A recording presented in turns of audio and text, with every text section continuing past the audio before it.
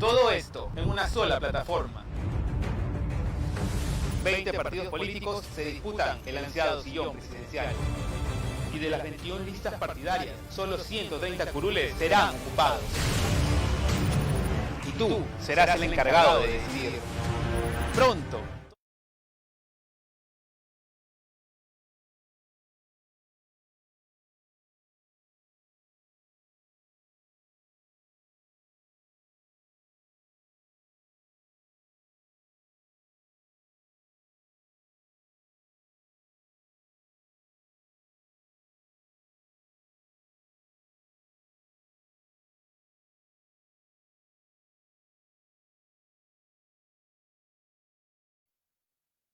Usted ha sido ya ministro del Interior y ha tenido participación política.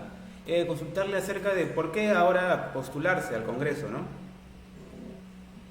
Sí, en efecto, como tú dices, yo he tenido una breve participación política como ministro del Interior en dos oportunidades, entre el 2001 y el 2004, en el gobierno de Alejandro Toledo. Y también fui jefe del Servicio de Inteligencia durante ese gobierno. ¿Por qué participo ahora? Bueno, muy sencillo. Por primera vez participo en una elección como candidato y me ha animado a intervenir porque creo que hay un peligro muy fuerte en este momento en el Perú. Creo que el Perú puede caer en el camino, en el barranco, en el despeñadero en el que se hundió Venezuela hace algunos años. Hoy día vemos como hay más de 1 millón de venezolanos en el Perú que han huido de ese gobierno corrupto, hambreador, que ha sometido a su país a una situación insostenible. Los venezolanos son millones los que han salido a todos los países vecinos de ellos para escapar de esa dictadura. Venezuela es uno de los países más ricos del continente, tiene unas reservas petroleras inmensas y a pesar de eso han hundido el país en la miseria y a su pueblo en un desastre. Y yo creo que el Perú podría caer también en una situación similar. Esa es la amenaza que tenemos en las siguientes elecciones y eso es lo que hay que impedir. Ya hay varios candidatos que están proponiendo hacer cosas similares a las que se hicieron en Venezuela. Naturalmente, estos candidatos, como Hugo Chávez, en su momento no decían vamos a hundir el país, no, empiezan diciendo vamos a cambiar la Constitución. Ese es típico. Así empezó Hugo Chávez. Él ganó las elecciones y dijo vamos a cambiar la Constitución. Sobre sí, este eje, entonces, se le podría decir en este caso, propuestas populistas, usted estaría refiriéndose a, en este caso, a lo que el Perú podría caer, ¿no? En este vacío. Así es. A eso se llama populismo e izquierdismo. Hacer propuestas que son ofertas, promesas que son imposibles de cumplir. Y entonces hay gente que está desesperada y que cree en esas mentiras y entonces se deja llevar, apoya a esos candidatos y luego los llevan a una situación, llevan a todo el país a una situación como la de Venezuela. Yo creo que debemos mirarnos en el espejo de Venezuela y tenemos al alcance de la mano eso, porque todos los días vemos a muchísimos venezolanos que están tratando de sobrevivir y ganarse la vida, que han escapado de su país, abandonando todo lo poco que tenían, han preferido venir al Perú, a Chile, a Colombia, a Ecuador, muchas veces en condiciones precarias, solamente para escapar del hambre, la miseria y la dictadura corrupta de Venezuela. Canito, y ahora hay personas que quisieran llevarnos a ese camino. Y una consulta así actual de contexto es que en la frontera con Brasil hay ciudadanos haitianos que quieren entrar aquí a territorio nacional. ¿Cuál es su perspectiva respecto a eso? ¿Habrá escuchado, no sé, esta noticia? Sí, claro. Ahora hay que tener en cuenta también, en primer lugar, que los haitianos son muy pocos, o sea, no son grandes masas como los venezolanos. Y en segundo lugar, atravesar la frontera de Perú con Brasil es realmente muy difícil, ¿no? Yo creo que el Ministerio de Relaciones Exteriores tiene que evaluar bien esa situación, pero eso no es como lo que ha ocurrido en Venezuela, ¿no? Que millones salen y llegan rápidamente a Colombia, Ecuador y pasan por la frontera con Ecuador. En el caso de Haití, Haití es una isla que está en el Caribe y esos unos pocos haitianos han podido llegar hasta Sudamérica, ahora nos hemos enterado que a Brasil, pero no es un problema como el de Venezuela, ¿no? Ciertamente la Cancillería debería analizar y examinar esa situación. Candidato, y ahora preguntarle acerca de cómo usted ahora decide postular con Fuerza Popular. ¿Cómo llega usted en estas elecciones a poder, decidirse por este partido, ¿no? Bueno, precisamente por lo que decía hace unos instantes, porque ese partido planteó desde el comienzo, desde el año pasado, que el principal peligro que tenía el país era el izquierdismo, el populismo, la posibilidad de caer en una situación tan trágica como la de Venezuela. Entonces, en función de eso, yo he decidido apoyar a ese partido, que además es uno de los pocos partidos, quizás el único partido organizado que hay en el país, con muchos problemas ciertamente, pero no es como otros que son simplemente vientres de alquiler y un candidato se sube al carro de un partido, pero no tienen ninguna estructura. Para enfrentar este problema, no solo en las elecciones, sino en caso de ser gobierno, y yo espero que Fuerza Popular sea gobierno a partir del 28 de julio, se requiere tener un partido porque no es fácil gobernar un país en crisis, en una situación tan crítica como la que tenemos, con crisis de salud, crisis de seguridad, crisis económica, y para eso se requiere tener un partido, tener organización, tener una fuerza política que además pueda crear una coalición con gente que esté a favor del libre mercado y de la democracia para poder gobernar en conjunto. Es imprescindible cerrar las brechas, olvidarse de odios y enemistades para poder gobernar en conjunto. Si no se hace así, si no se logra esa unidad a partir del 28 de julio, eso va a ser muy difícil, ciertamente. Candidato, y una consulta respecto a eso, ¿no? Fuerza Popular llega, incluso con las elecciones pasadas, con una fuerte cantidad de antivoto, o en este caso es la población tiende a siempre, en el caso en estos dos casos, estas últimas dos elecciones que han ocurrido, de llegar siempre la candidata a la presidencia de Fuerza Popular, Keiko Fujimori, el antivoto como que manejaba en contra a Fuerza Popular. ¿Cuál es su perspectiva respecto a eso? Para eso se trata de hacer las propuestas adecuadas que resuelvan los problemas de la gente. En este caso se requiere mano dura, que significa energía y firmeza para resolver el problema de la salud. Hemos visto cómo ha habido una pésima gestión de Martín Vizcarra el año pasado, que ha sido continuada por el gobierno de Sagasti, que ha llevado al Perú a tener el más grande índice de muertos por millón de habitantes en el mundo y a tener una caída monstruosa de la economía que ha significado millones de desempleados y millones de personas en la pobreza. Hay que resolver esta crisis de salud y para eso hacer lo que desde el principio se debió hacer, lo que el doctor Ernesto Bustamante, que es parte del equipo de Fuerza Popular, ha venido señalando. Hay que hacer miles de pruebas moleculares cada día. Desgraciadamente no se hicieron en su momento y no se están haciendo ahora, que es la única manera de conocer quiénes están infectados, poder aislarlos, poder atenderlos y evitar que el virus se siga propagando.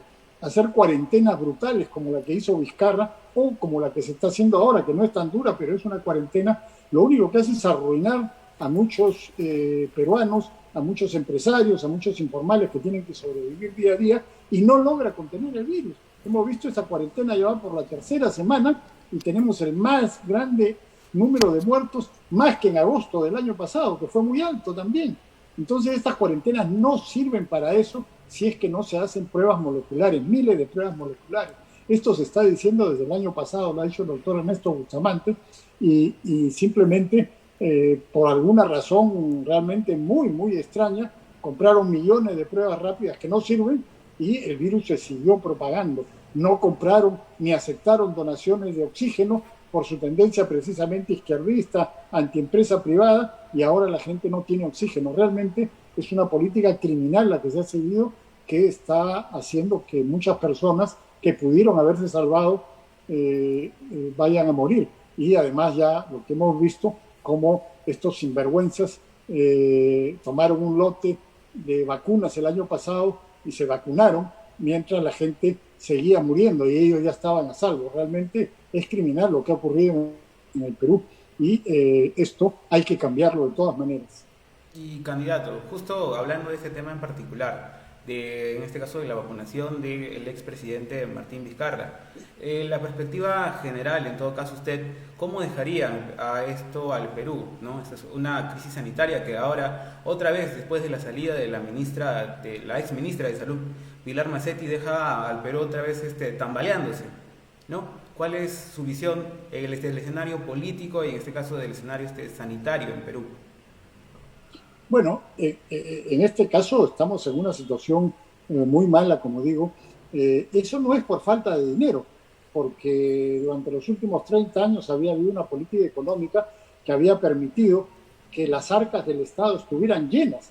Ahora, eso ya está cambiando, ya gran parte de ese dinero que pagamos los peruanos en impuestos, que pagan las empresas, se ha derrochado, se ha desperdiciado y en muchos casos se ha robado.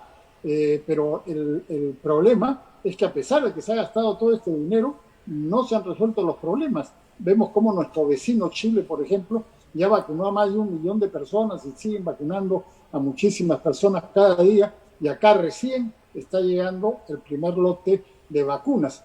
Y esta ministra que usted menciona ha tenido que renunciar, pero no como dijeron estos sinvergüenzas, porque el Congreso le iba a censurar. El Congreso no le iba a censurar, ha renunciado porque estaba metida en este escándalo de las vacunas. Ella sabía, sus 2 viceministros, varios asesores del Ministerio de Salud se habían vacunado, y Vizcarra se había vacunado, y ella sabía lo que estaba ocurriendo y no lo dijo.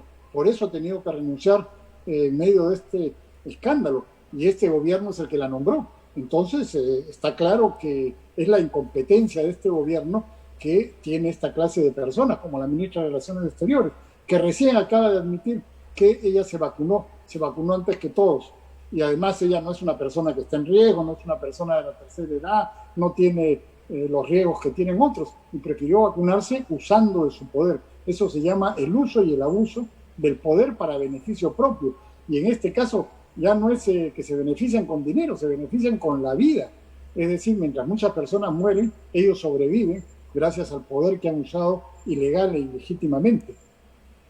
Candidato, y ahora ya preguntándole a referencia a sus propuestas, consultarle a usted cuáles son sus principales propuestas. ¿Cómo llega usted, Fernando Rospigliosi, cómo llegaría en todo caso al Congreso en medio de esta crisis política, ¿no? En esta crisis de confianza que se le tiene al Congreso? Hemos atravesado ya un cierre de un Congreso, casi este año 3 presidentes hemos tenido.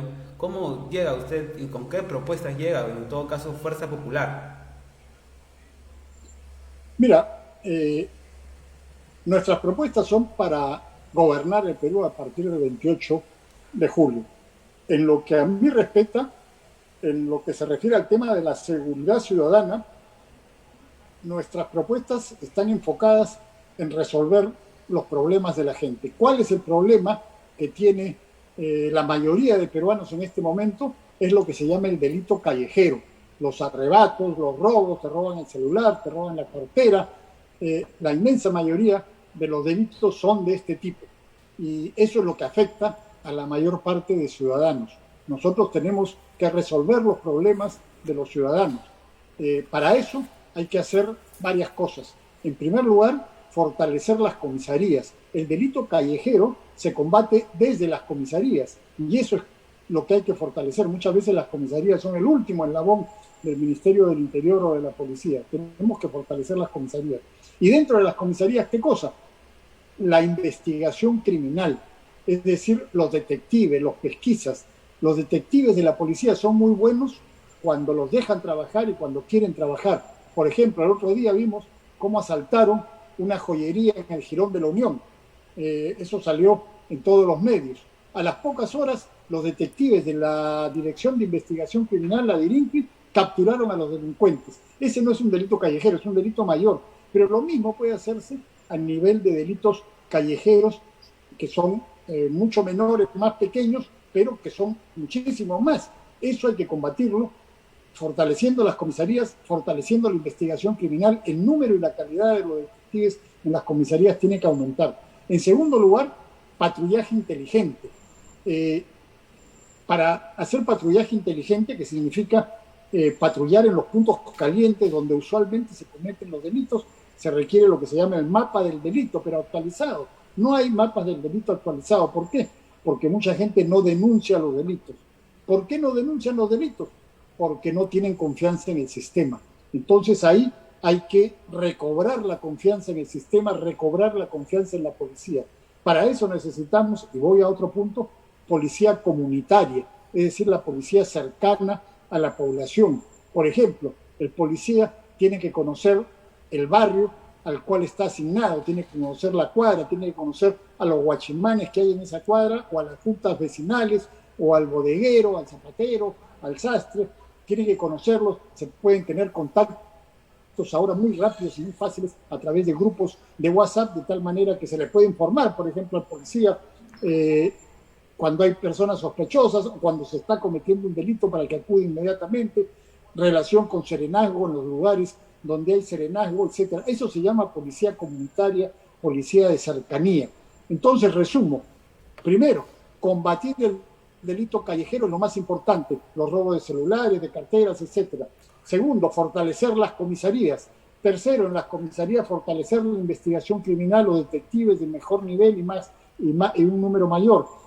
Cuarto, patrullaje inteligente con mapa del delito actualizado. Quinto, recobrar la confianza de la población con policía comunitaria. Candidato, y por último, para decirte en lo que respecta, por ejemplo, a la labor legislativa, una de las cosas que hay que mejorar y cambiar es el nuevo Código Procesal Penal, es decir, retornar la investigación preliminar a manos de la policía. Antes la policía hacía la investigación preliminar, lo que se llamaba el atestado policial, ahora ya no. Ahora toda la investigación está en manos de los fiscales y los fiscales no saben investigar como sí sabe hacerlo la policía. Por eso muchos delincuentes aprovechan eso para salir en libertad. Los fiscales se demoran, no llegan a tiempo, no hacen la investigación adecuada. La investigación preliminar, y hay que modificar algunos artículos del Código Procesal Penal en el Congreso, la investigación preliminar a manos de la policía y la dirección jurídica de la investigación sigue en manos de la fiscalía, que los fiscales son abogados. Eso es una de las cosas que hay que hacer. Candidato, y sumado a esto, o sea, a esta propuesta que tú dices en este caso, de hacer modificaciones, ¿cómo gestionar en todo caso esto, ¿no? ¿Cómo legislar sobre ello? ¿Cómo hacer realidad esta gestión que se está proponiendo? Bueno, para eso se requiere hacer las propuestas adecuadas en el Congreso, lograr convencer a la mayoría, hay que lograr convencer a la opinión pública también, porque si hay congresistas que se resisten a esto, hay que presionar al Congreso para que haga estos cambios, para que retorne la investigación preliminar a manos de la policía. Esto es un elemento muy importante porque se ha demostrado en los últimos años que hay muchos delincuentes que a veces son capturados por la policía, pero como los fiscales no saben hacer la investigación, no se les puede dar el delito y salen en libertad. Y los delincuentes ya se dieron cuenta de esto y aprovechan estos resquicios para salir en libertad. Es muy importante hacer eso. Entonces, yo creo que hay muchas cosas que hacer para combatir el delito, para recobrar la confianza, para que no estemos preocupados cuando nuestros hijos salen a la calle y van al colegio, van a la universidad, van a trabajar, o nuestros padres o nuestros hermanos, y no sabemos si van a regresar con bien, no sabemos si van a regresar indemnes a nuestras casas. Y ahora los delitos son cada vez más violentos. Ahora, para robarte un celular, una cartera, te pueden pegar un balazo, una cuchillada o matarte. Entonces, todas estas cosas tenemos que mejorarlas y cambiarlas. Se puede hacer con mano dura, con mano firme, con energía, con decisión, y teniendo las ideas claras y con un equipo de buena calidad como tiene Fuerza Popular. Candidato, y en este caso, justo hablando en este eje de confianza de la población hacia, en este caso, hacia los candidatos o hacia los congresistas, consultarle a usted que estas propuestas de seguridad ciudadana, de inseguridad, siempre la mayoría de candidatos comentan o refieren a ello, ¿no? Pero se le podría decir que en este ámbito siempre se ha quedado como algo bonito y después al momento de ya entrar al Congreso, la gente, hasta ahora mismo hay críticas sobre ello, ¿no? ¿Cuál es su Claro, postura sobre porque eso? en realidad muchas veces se hace lo que te he mencionado antes, demagogia, populismo, se miente, se engaña a la gente. Por ejemplo, la mayoría de personas que hablan de estos temas dicen penas más altas, hay que poner penas más altas en el Congreso, ¿no es cierto? Eso lo habrás escuchado muchas veces. Pues en el Perú las penas que están en el Código Penal son altísimas, son de las más altas del mundo. El problema no es que se necesiten penas más altas, el problema es muy sencillo. Hay que atrapar al delincuente, juzgarlo y sentenciarlo. Ese es el problema. Si de 100 delitos 99 quedan impunes y solamente se captura y se sanciona a uno, bueno, pues los delincuentes van a seguir cometiendo delitos. Si de 100 delitos se captura y se sanciona a 90, eso sí va a disuadir a los delincuentes, no importa la cantidad de la pena. O sea, el problema en el Perú no es la penalidad, que es altísima, porque hay agravantes para prácticamente todos los delitos, sino hay que capturar a los delincuentes, hay que juzgarlos y hay que sentenciarlos. En el caso del juzgamiento, ya te digo, hay que cambiar el Código Procesal Penal, porque de eso están aprovechando los delincuentes para escapar cuando son capturados, las pocas veces que son capturados. Entonces hay que mejorar una serie de aspectos, no hacer demagogia, no hacer populismo, no engañar, no mentir, sino trabajar en lo que ya se tiene claro, que es la política adecuada para mejorar la situación de la seguridad.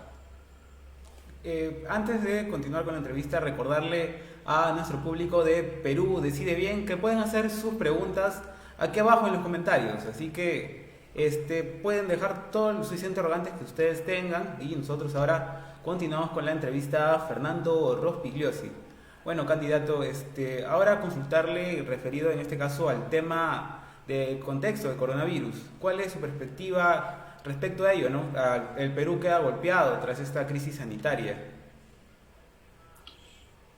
Como decía hace un momento, el Perú ha tenido uno de los peores desempeños del mundo en lo que se refiere a gestión de la crisis sanitaria. Nos ha ido pésimo, y no por casualidad, sino por la desgracia de tener muy malos gobernantes, como estos sinvergüenzas de Vizcarra y su gente, que aprovecharon su situación de privilegio de estar en el poder para vacunarse ellos, para salvarse ellos, aparte de todas las cochinadas que han hecho con el dinero público, que espero que en algún momento será juzgado y sancionado. Impusieron al Perú una cuarentena larguísima que, como era de esperarse, no sirvió contener la expansión del virus. El virus se siguió expandiendo porque en un país con 70% de informalidad es imposible impedir que la gente salga a trabajar, salga a ganarse la vida. Y además se hicieron cosas absurdas, como que un día salen hombres, otro día salen mujeres, poner estos toques de queda.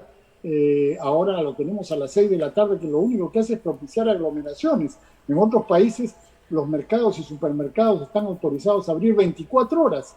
¿Para qué? Para que haya una mayor fluidez y circulación y la gente no se aglomere en las pocas horas en que los mercados y supermercados trabajan. Es decir, se hacen las cosas al revés y ahora se siguen repitiendo los mismos errores con esta cuarentena que tenemos de parte del gobierno de Sagasti. Entonces, las soluciones son las que he propuesto, las que propone el doctor Ernesto Bustamante, que es el encargado del plan de gobierno de salud en Fuerza Popular. Pruebas moleculares masivas, aislar a los infectados, hacer cuarentenas pequeñas, que pueden ser un barrio, una cuadra, donde se descubre que están los infectados. Y la única manera de descubrirlo con pruebas moleculares que ya existen en el mundo y que se pueden comprar. No lo hacen porque son ineptos o porque hay corrupción. De esa manera se puede aislar a los infectados y tratarlos adecuadamente y evitar que el virus se siga propagando y no seguir arruinando la economía. La otra cosa que se propone en términos de economía es no atacar y perseguir la informalidad, sino generar, apoyar y desarrollar la formalidad.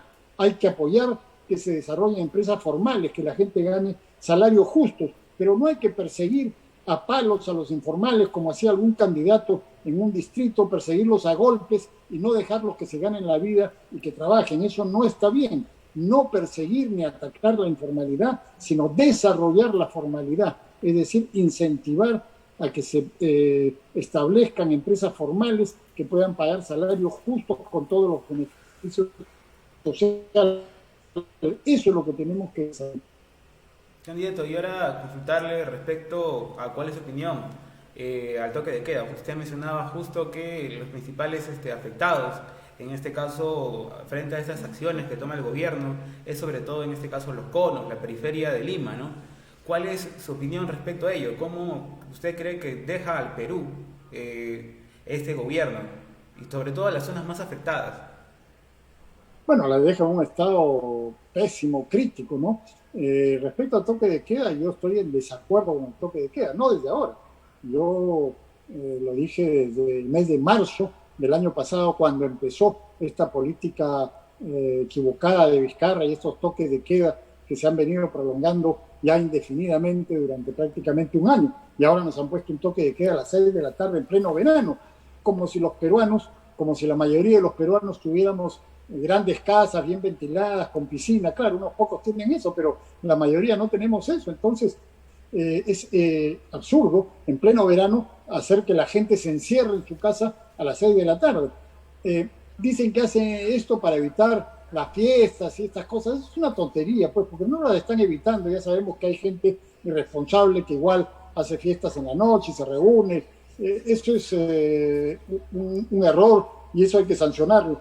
Pero no porque hay alguna gente que hace eso se puede perjudicar a todo el mundo, a la gente que trabaja, a la gente que necesita ganarse un pan con su sudor diario, y además esto propicia las aglomeraciones. Mientras menos horario de trabajo hay para supermercados, para tiendas, para mercados, para lo que sea, más aglomeración hay. Entonces es absurdo, no tiene sentido, ¿no? Hay que cambiar esta política represiva y restrictiva y, como digo, preocuparse sí por las pruebas moleculares, por detectar a los infectados y por aislarlos. Candidato, y ahora hacerle una pregunta de aquí del público que nos comentan a través aquí en los comentarios, ¿no? Y una pregunta de Natalia Rudit Carrera Hurtado, dice: si Keiko pierde esta vez, ¿lo va a aceptar o nos va a llevar a un nuevo caos como el que nos arrastró todos estos años? Más que nada se refiere, o en toda situación en este caso, a cuando entró justo cuando empezó este gobierno, a la mayoría fujimorista, que varios partidos hablaban acerca o se referían acerca de este obstruccionismo que generaba en el legislativo. ¿Cuál es su opinión, su postura respecto a ello? Usted también antes Mira, es muy sencillo. tenía una postura crítica también hacia el fujimorismo. También consultarle respecto a ello, ¿no? Sí, claro. Es muy sencillo. Si las elecciones son limpias y transparentes, como esperamos que vayan a ser, se reconocerá el resultado, sea quien sea el ganador. De eso no hay ninguna duda. Sobre lo que ocurrió en el periodo pasado, hace 5 años, en efecto, los que estuvieron en ese momento, en ese Congreso, ya han dado las explicaciones del caso y han reconocido sus errores. Y creo que ha habido un precio político que se ha pagado también por sus errores. Y en lo que se refiere a por qué ahora yo estoy respaldando a Fuerza Popular, es muy sencillo, ya lo dije. Bueno, yo hace una década, el 2011, respaldé a Keiko Fujimori contra Ollanta Humala en la segunda vuelta, ¿no? Hace una década. Entonces tampoco es una novedad que yo esté apoyando a Keiko Fujimori y a Fuerza Popular ahora. Pero me parece que lo más importante es que es el baluarte más sólido para impedir que el Perú caiga en el camino de Venezuela, que nos desbarranquemos y nos hundamos en ese abismo y que tengamos después que escaparnos de nuestro país dejando todo lo que tenemos porque hemos caído en las garras de una dictadura izquierdista, populista, que hambre el país y lo lleva a una situación de crisis como ocurrió en Venezuela y como todos los peruanos estamos viendo cuando vemos a los venezolanos en las calles de Lima tratando de ganarse la vida de cualquier manera. Creo que es el partido más organizado y el que más claramente está planteando esta posibilidad de enfrentar el populismo y el izquierdismo que nos llevaría al camino de Venezuela. Candidato, y un tema en específico que no se puede escapar en este caso de contexto es sobre la lideresa de Fuerza Popular, Keiko Fujimori. Sobre ella han habido investigaciones. ¿Cuál es opinión al respecto de eso, ¿no? Bueno, eso es clarísimo, y yo también lo he dicho desde el principio, cuando empezó todo esto. En primer lugar, en el año 2011, los aportes de campaña no eran un delito. Y sin embargo, unos fiscales politizados y prevaricadores, manipulados por Martín Vizcarra y la gente que lo acompañaba, montaron todo este show mediático aprovechando el caso de corrupción de Odebrecht. O sea, una cosa es cuando Odebrecht corrompía a funcionarios públicos pagándoles coimas para conseguir obras, pero la señora Fujimori nunca fue gobierno, nunca recibió una coima, no pudo haber recibido porque no fue gobierno. Así que todo esto es un montaje que hizo Vizcarra y los fiscales prevaricadores y politizados para atacar a los enemigos de Vizcarra, y eso es lo que consiguieron. Metieron durante 1 año y medio a la señora Fujimori. ¿Cuál es la acusación que se le hace? Acusación. Ni siquiera hay una acusación real. Estos fiscales que metieron a una persona como la Fujimori presa durante 1 año y medio ni siquiera han formado la acusación, porque no hay pruebas. No pueden haber pruebas porque no era un delito en el año 2011 recibir aportes de campaña. Eso está clarísimo. Entonces, todo fue una maniobra política del corrupto Vizcarra y su gente para deshacerse de sus adversarios, para luego cerrar el Congreso y darnos un Congreso que sin duda es el que más problemas ha causado al país y que terminó liquidándolo al mismo, vacándolo al mismo. Entonces, todo lo que hizo Vizcarra y sus fiscales aliados y prevaricadores es una maniobra política, ¿no? No hay ninguna evidencia judicial de nada y no la va a haber tampoco. Candidato, y ahora tenemos aquí otra pregunta del público, y es en este caso Verónica Noriega, que dice: ¿realmente el fujimorismo puede generar un cambio en la política? ¿Usted garantiza eso? Mira, yo lo que puedo garantizar es que tenemos un excelente equipo que puede cambiar las cosas en el Perú para mejor.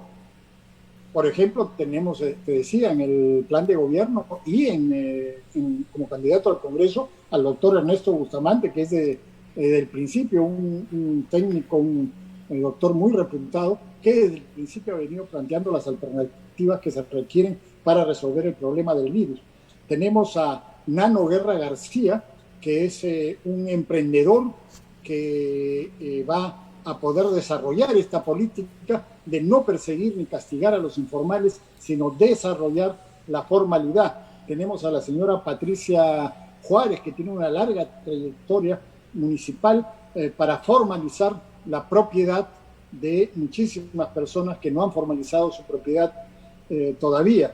Tenemos a gente joven y muy capaz, como Rosángela Barbarán y Flor Mesa, por ejemplo, mujeres que son realmente un gran descubrimiento en esta campaña, que están postulando también en la lista de Fuerza Popular. Tenemos al doctor Jorge Vaca, tenemos en la parte de la economía, tenemos a Marta Moyano, que tiene experiencia, ella ha sido congresista, y también a Víctor Paredes, un médico que ha sido presidente de la Cámara de Diputados en el año 1990 y que ha sido ministro de Salud, que va también en la lista y tiene experiencia. Tenemos a un gran equipo, realmente, a Luis Galarreta como vicepresidente, que tiene experiencia en el Congreso también. Entonces, yo creo que es un equipo que sí puede resolver los problemas del Perú, que sí puede resolver los problemas de los ciudadanos, que es lo que están esperando en esta situación. Candidato, y usted ya mencionaba algunas propuestas en cuanto, o enfocadas en seguridad ciudadana. ¿Con qué otras propuestas bandera o con qué propuesta bandera llega en este caso Fuerza Popular a postularse en este caso al Congreso? Bueno, en términos de seguridad ciudadana hay otras cosas que también se pueden hacer. Por ejemplo, en este momento, cuando hay una cuarentena muy larga y muchísimos peruanos tienen que recurrir a la internet para hacer sus compras, sus pagos, sus transacciones, porque es difícil salir, es difícil ir al banco, en fin, hay que aprobar una ley de ciberseguridad contra el ciberdelito, es decir, al delito que se comete a través de la red de internet. Esto es increíble, esta ley que se aprobó en el Congreso y Vizcarra no la quiso promulgar y esa ley quedó ahí. Por ejemplo, esto hay que reactivarlo y aprobar una ley de ciberseguridad. También se requiere una ley de lo que se llama doctrina del castillo. Cuando un delincuente o varios delincuentes ingresan a la casa de uno, uno puede defenderse de estos delincuentes. No les va a preguntar, pues, oiga, señor delincuente, ¿usted está armado, no está armado? ¿Usted va a matar, va a robar, va a violar o se va a portar bien? No, pues, uno puede responder y eventualmente abatir o herir al delincuente. Y en muchos casos lo que hacen los jueces es sancionar al ciudadano y dejar libre al delincuente. Eso es una cosa completamente absurda. Hay que aprobar esta ley que se llama la doctrina del castillo para que los ciudadanos que se defienden de los delincuentes que ingresan a su casa, a su hogar, o cuando están en un carro, en un vehículo, en un ómnibus, en un microbús, los asaltan, un ciudadano que se defiende del delincuente y lo abate o lo hiere, tiene que quedar absolutamente libre de toda responsabilidad penal y civil. Los responsables son los delincuentes, no los ciudadanos que se defienden de los delincuentes. Esto hay que cambiarlo también en el Perú. Candidato, y ahora ya antes de finalizar, decirle a usted que tiene un tiempo para poder expresarse, en este caso a los televidentes de Perú Decide Bien, y decirles por qué en este caso deben votar por Fernando Rospigliosi. Tienen que votar por Fuerza Popular, porque Fuerza Popular va a evitar que el Perú caiga en una situación como la de Venezuela. Fuerza Popular va a evitar que los 4, 5, 6 candidatos populistas e izquierdistas nos lleven a una situación como la de Venezuela, nos hundan en la miseria, en la dictadura y en la corrupción. Estos candidatos populistas e izquierdistas mienten, prometen cosas que no pueden cumplir. Una de las primeras cosas que prometen es cambiar la Constitución. Así empezó Hugo Chávez. Vamos a cambiar la Constitución para mejorarla. Así empiezan todos ellos. Cambiar la Constitución. Acuérdense de eso. Miren lo que decía Hugo Chávez en 1999. Así empezó. Y después van llevando poco a poco el país a la destrucción y a la dictadura. Por eso hay que respaldar a Fuerza Popular, que es el único partido realmente organizado que puede impedir que el Perú se desbarranque en un camino similar al de Venezuela y que puede resolver y que va a resolver los problemas que tenemos de salud, de economía y de seguridad. En economía hay que hacer un shock de inversiones para hacer muchísimas obras que puedan dar agua, que puedan dar mejores vías de comunicación y que sobre todo puedan dar empleo a millones de peruanos que han quedado desempleados. Muchas gracias, candidato. Y bueno, decirle a todo el público de Perú Decide Bien, esto fue la entrevista y que nos vemos en otra oportunidad con más entrevistas a más candidatos aquí, por Lima y por el Perú, para el Congreso de la República y también en este caso para el sillón presidencial.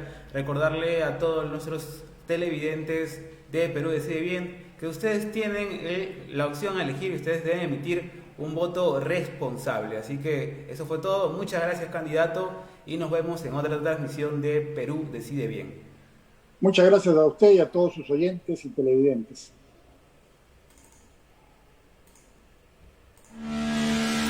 Tendrás la oportunidad de conocerlos y saber qué proponen sus candidatos.